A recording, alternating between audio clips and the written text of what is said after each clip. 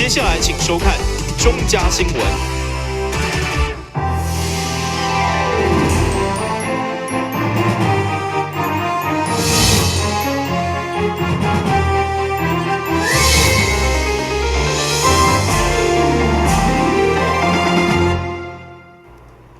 大家好，我是王祖和，欢迎收看6月7号礼拜二的中嘉台南地方新闻。针对台南市的交通问题，议员蔡宏全伫咧总质询上提出建立南北快速道路的建议，希望让高速公路甲市区的车流分流，避免高速公路台南段成为台南市区塌掉的原因，也会当进一步平衡城乡差距。大湾交流道北上匝道伫去年底通车，南下匝道目前即时也未开通。议员蔡宏全指出，有真侪人拢将高速公路当作是市区道路使用，致使交流道失去原有功能。伊烦恼南下匝道开通以后，交通阻塞的问题会去较严重。同时，伊也提出建设南北向快速道路政策的建议，希望借此达到南北平衡。咱台南东西向快速道路有3条，一个国道8，一个86，一个84，3条横向的快速道路可以用来拉近城乡差距。但是我们的都会区是集中在南边，包括东区、仁德、永康、归仁，这个都是在我们大台南的南边。所以呢，我们的南北向的快速道路就有它的必要性。这条快速道路来当完成，从归仁高铁特区贯穿永康、麻豆到新营这样的一个地方，让它市民可以专心的使用，让它变成一个拉近城乡平衡、南北平衡的一个快速捷径。另外，针对违停拖吊的政策，有民众反映车辆停伫白线甲私人土地，有缘被拖吊，这一拖吊已经变成业者赚钱的工具。议员蔡宏全建议市府将甲业者订定的拖吊金额甲数量，会当向下修正。你要确实的管控啊，那这个数字怎么来？局长甲咱讲，这是经过评估，然呢，我希望局长再评估一下，哦。如果扣除他们的成本有谈得好，是不是可以把上限的量再往下调？对此，交通局回应，上限的量是依据车流量、道路等等各方面落去评估出来的数字。3年合约只要达到所定的标准，就必须重新拍新的合约。台新闻郑雅山、张伟忠采访报道。议员陈秋平伫咧市政总质询上再次询问盐项国中的设立进度，会中询问地政局何时会当公告区段征收，何时会当发送补偿金，同时也希望盐项国中的成立伫咧市长任内完成。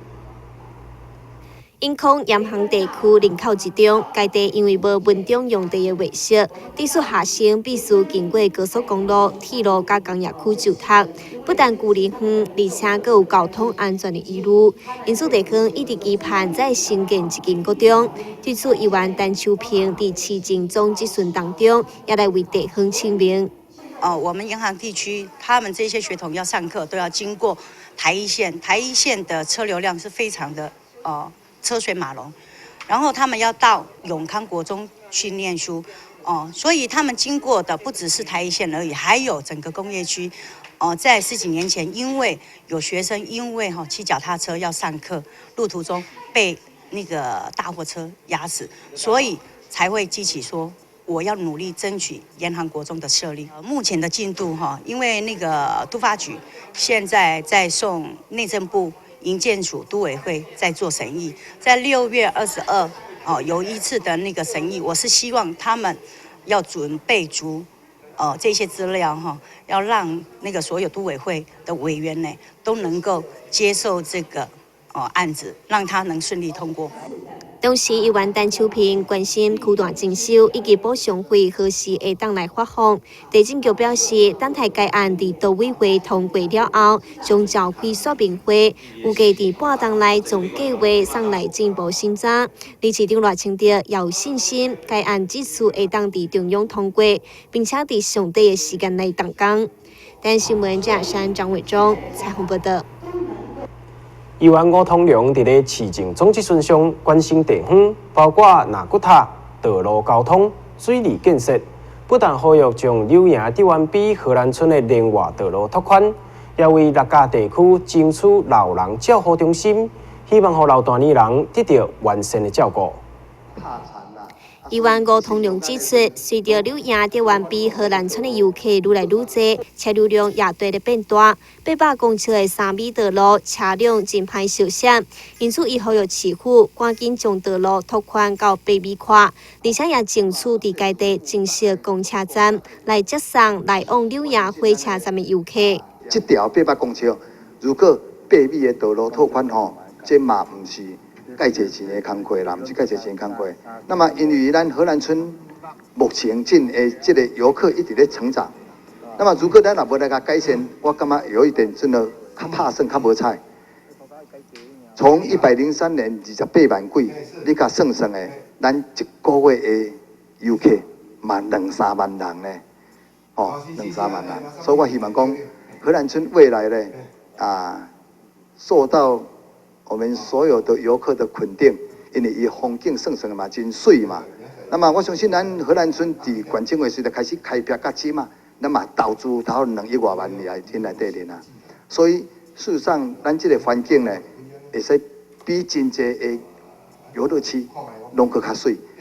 另外，议员反映，目前伫六甲地区并无养老院的设置，伊认为因应未来的社会趋势，六甲地区应该为老大人设立长期照护中心、甲日间照护中心，让老人有一个休养的所在。六甲目前都没有老人的照顾中心，六甲嘛无养老院，六甲嘛无长照，也没有日照。那么我相信呢，这个所在如果能够做中老、养老，甚至长照、日照，把它结合在一起，我相信这嘛会使讲是咱老大人的福气。长照吼，当然这是对未来整个台湾社会拢真要紧。台南市当然人口咱老化啦，这有咱真需要。都配合中央的政策，这确实有需要。不过因为就我知影吼，咱六甲一位非常杰出的子弟。真成功的企业家，伊伫六甲嘛买差不多10甲的土地，要来做长照。咱是毋是就是讲含伊来结合做伙？就是讲咱市政府来协助伊，伊迄是算要做善事啦。若安尼话讲吼，比如讲民间的力量会当结合政府的这个协助，来落实这个照顾咱这中辈时代这个目标。但新闻正山张伟忠采访报道。台南市伫今年4月份召开不动产评价委员会，其中决议105亿度的房屋税将要调升1.2倍，同时也要追溯回推到90年的7月1号。该案预估将会有12万户受影响，以平均每一户增加6万块来计算，将为市库增加7亿2000万的财源。对此，议会国民党团下午紧急召开记者会抗议，要求市长重新审查。若无要发动罢免行动。根据议会国民党团查证，但市每年房屋税将大幅度调整，除了预估起到120%，甚至将对数回到民国90年7月1号以后合法使用这条的房屋，拢得伫调升的草案。毛议会国民党团成员差不多拢交告反对，认为市府根本是抢钱，无顾百姓反弹。带头的书记长表示，市长若一意孤行，无重新审定，将发动罢免行动。如果那时候明年四起，中国国民党台南市议会党团不排除要罢免市长。罢免市长要件就是看你伫咱税务局，因为地价税已经是确定，房屋税的调涨的极限如果过高，或百姓没法度生活，到时候我们国民党团就会思考要不要提出罢免案。房屋税调升到底到转还，税务局表示，该案内部农业的研究并无定案。不过嘛，因为该案税务局已经送委员会决议，议员卢坤豪认定税务局讲法有顶答，相当愤慨。委员会伊一个是这个开始开会以后，第一次是正式会，但是他因为中间还可以再开临时会啦，哈，所以讲这个我一直强调讲，这个案是还袂定案，就是因为安尼，因为定一个决议啊，上委员会啊，你还搁讲你内底你咧检讨？他其实还在研究。你真正是你真正死啊个气配咧！我想。伫办公室调整，市府也要定案，讲清楚进程，查党已经坐下抗议。追溯回馈不公义，罢免赖王。但新闻编辑郭博义采访报道。短短1个月来，宜兰过清华服务处就接到2件因为学生伫咧网络签到欠效引发家庭问题而来定情。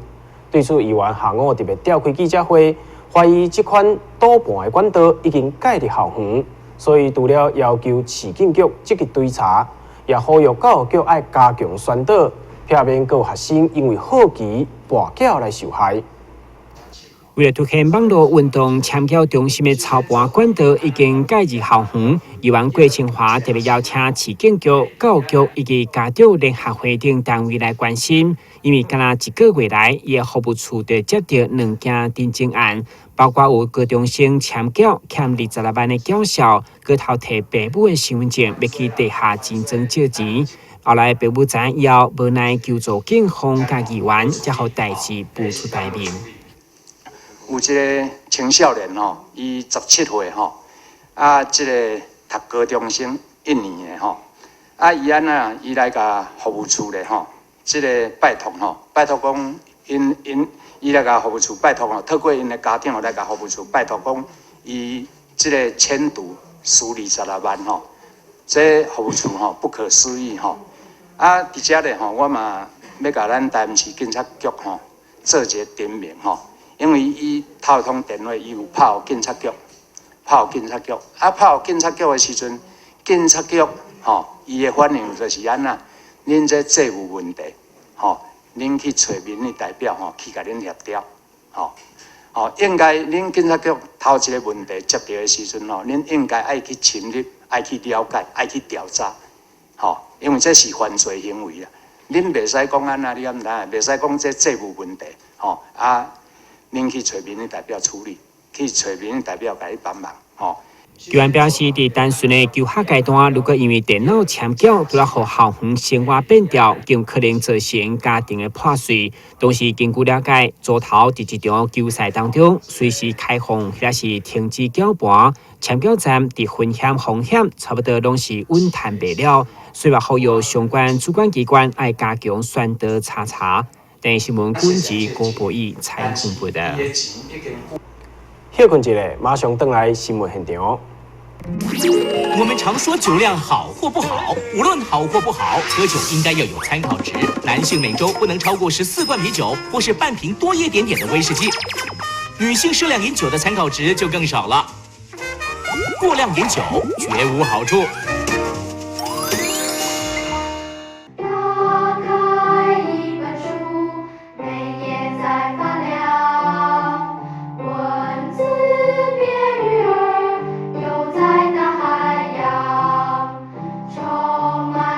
欢迎你和我一起来收看《非读不可》，台南爱读册。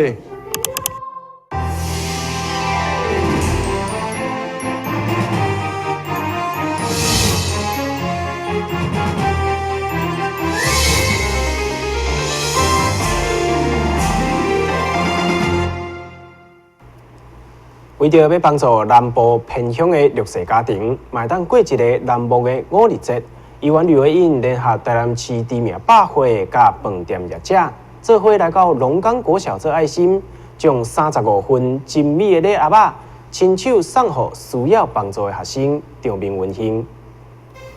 伫台南乡格里拉饭店甲大运动百货爱心回馈之下，伊会捐赠5日节肉粽礼盒来帮助这群经济相对弱势学生。那我们虽然是个旅馆机构，但不知道小朋友有没有去过我们饭店？如果没有，我们下次安排各位到旅馆来看一看啊，看看这个一个标准的服务业。希望你们将来有一天也可以成为跟我们一样是这个旅馆人这样子啊。从小我们讲有梦最美啊，希望就会相随这样子。很高兴能够来到这边，然后我希望说我们一点点的心意呢，能够让这次活动，然后传达这个爱心，抛砖引玉，然后希望小朋友将来长大之后也有能力帮助其他人，就跟我们现在一样这样子。根据了解，全校86位学生的两江歌手，包括单亲、中低收入等等，都占了4成。即摆透过议员吕维英的看线，将这份爱心传到南区的偏乡，希望抛砖引玉，让弱势家庭会当感受社会温暖，让校长相当感动。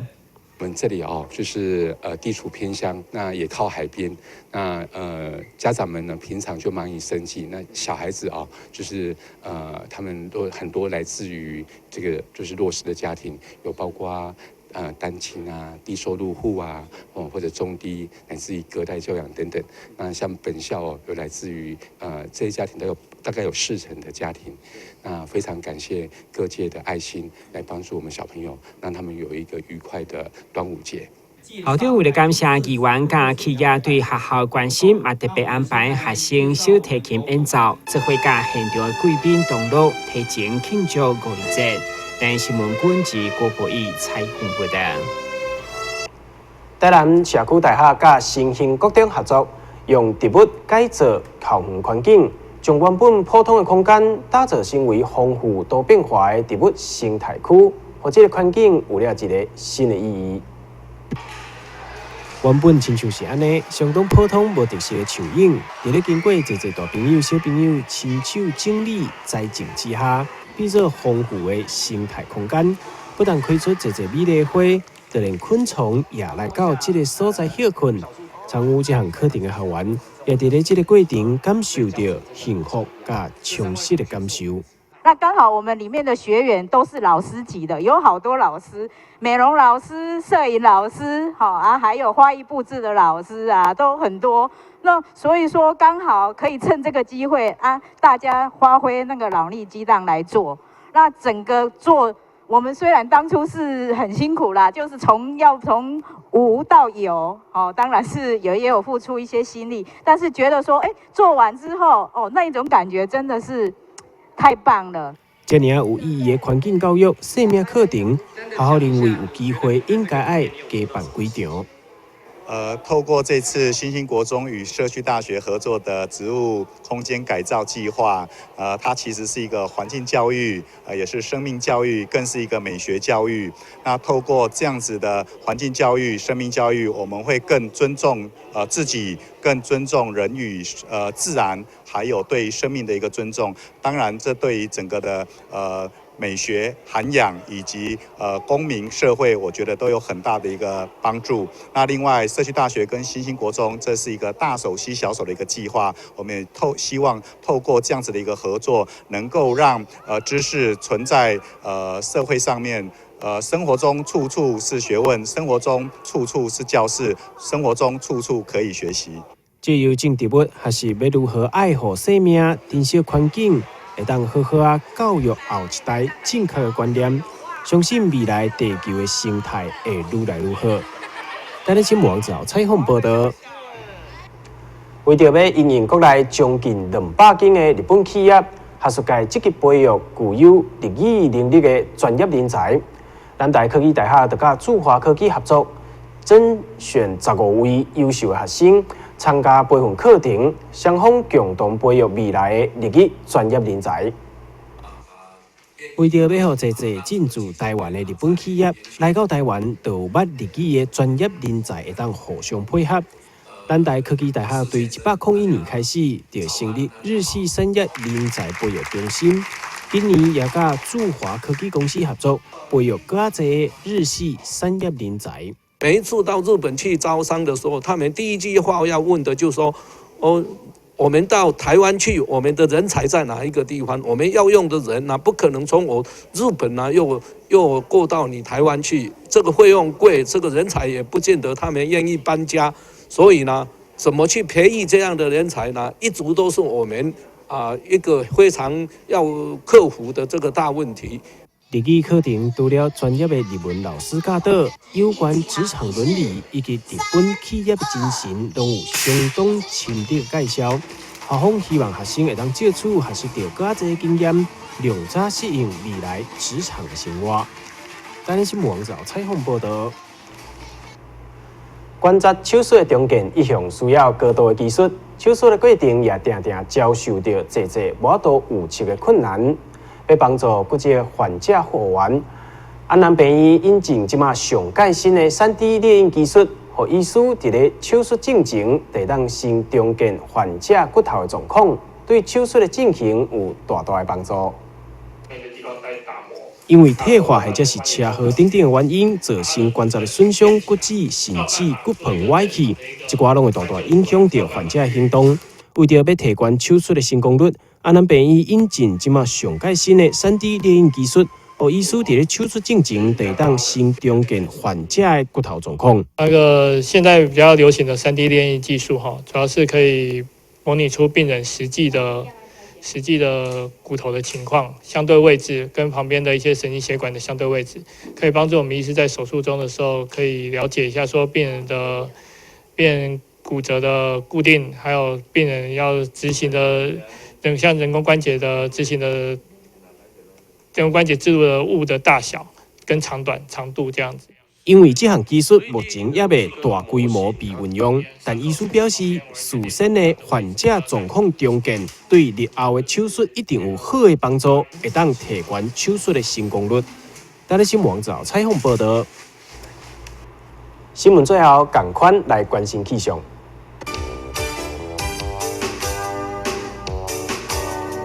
明仔天气是侪云底降阵雨，或者是雷雨的天气。温度26度至31度，落雨几率4成，海面平均风力4级到5级，上大阵风8级。感谢你收看6月7号中嘉台南地方新闻，我是王祖和，咱再会。